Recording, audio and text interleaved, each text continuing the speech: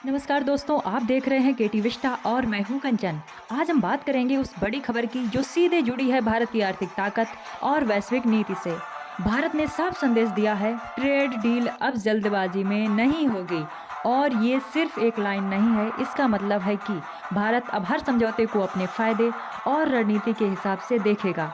केंद्रीय वाणिज्य मंत्री पीयूष गोयल ने कहा है कि भारत किसी भी देश के साथ फ्री ट्रेड एग्रीमेंट तभी करेगा जब ये देश के हित और लंबी रणनीति के अनुकूल होगा। उनका साफ कहना है, भारत किसी दबाव में नहीं आएगा और किसी डील में जल्दबाजी नहीं करेगा। मतलब अब कोई भी देश हमें जल्दी में फंसाने की कोशिश नहीं कर सकता और ये बिल्कुल सही कदम है, क्योंकि जल्दी जल्दी डील करने से नुकसान सिर्फ हमारे उद्योग, किसानों और छोटे व्यापारियों को होता है।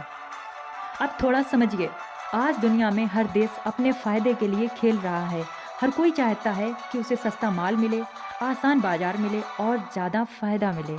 अगर भारत जल्दबाजी में कोई डील कर देता तो इसका सीधा असर पड़ता हमारे घरेलू उद्योग, छोटे व्यापार और किसानों पर। लेकिन अब भारत कह रहा है, हम अपनी शर्तों पर खेलेंगे। यही है असली आत्मनिर्भर भारत वाली सोच। देखिए, अभी भारत कई देशों से बातचीत कर रहा है।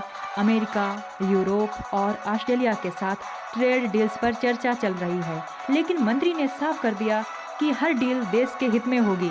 मतलब सिर्फ बड़े देशों के दबाव में नहीं आएंगे। भारत अब अपने फायदे और राष्ट्रीय रणनीति को पहले रखेगा। और यही फ़र्क है, अब भारत मजबूत और सोच समझकर कदम बढ़ा रहा है।